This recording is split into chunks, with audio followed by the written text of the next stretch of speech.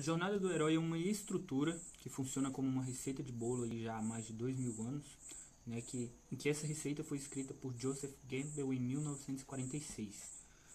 Pessoal, mais uma vez, a estrutura da jornada do herói funciona como uma receita de bolo. E você pode encaixar a sua história dentro dela. Você pode usar todos os elementos ou não. E aqui nesse vídeo eu quero te explicar quais são essas 12 etapas que você pode usar para encaixar a sua história. Mas antes da gente começar, quero já te pedir que você deixe o seu like aqui no nosso canal, que você se inscreva, né, para que você possa ajudar a fortalecer nosso canal. A gente depende aqui do seu like, da sua curtida, para que a gente possa ir fazendo o canal ficar conhecido, beleza?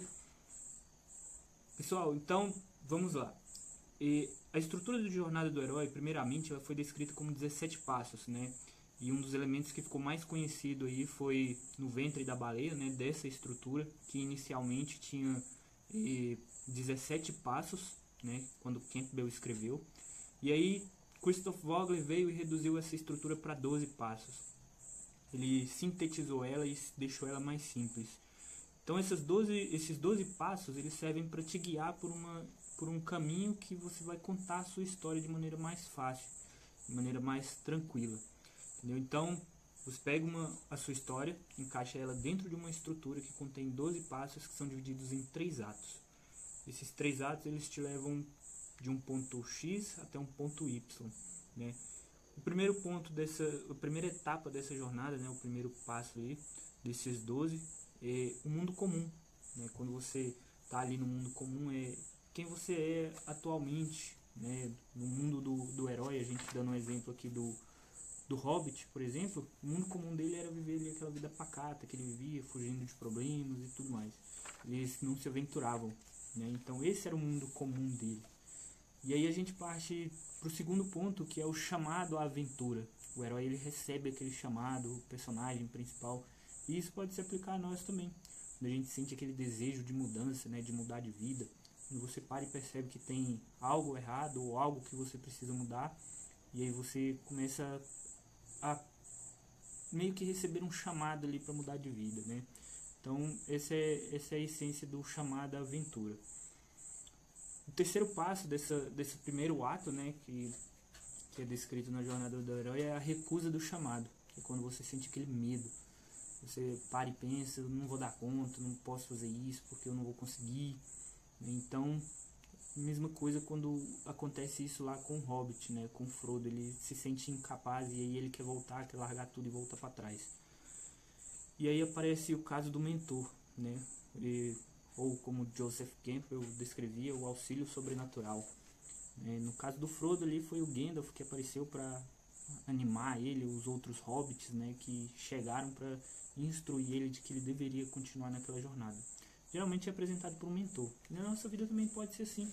Pode ser pelo seu cônjuge, pode ser por alguma pessoa que você gosta, um professor, ele pode chegar em você e te falar, você vai, você consegue, você vai fazer isso. Então é isso. O quinto ponto desse primeiro ato é a travessia do primeiro limiar. É quando você entra de verdade no mundo especial, né? Naquela mudança de vida. Eu diria que aqui é o verdadeiro ponto de partida, né?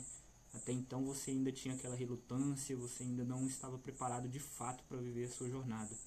Mas a partir desse momento aqui é quando você assume um compromisso real com a sua história, com a sua jornada, né?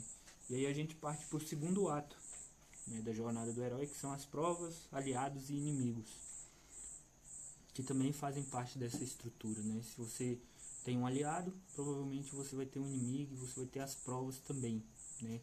Imagine que você está ali em uma entrevista de emprego e tal e precise fazer uma prova, né? Ali é uma jornada, é uma espécie de jornada em que você precisa passar por alguma prova ali para poder ir para a próxima etapa. E a próxima etapa, né, falando nela, é a aproximação da caverna secreta, é quando de fato o personagem principal ali da história ele está começando a conhecer o inimigo de verdade dele, né? Ele se aproxima, ele sente o perigo ali na pele.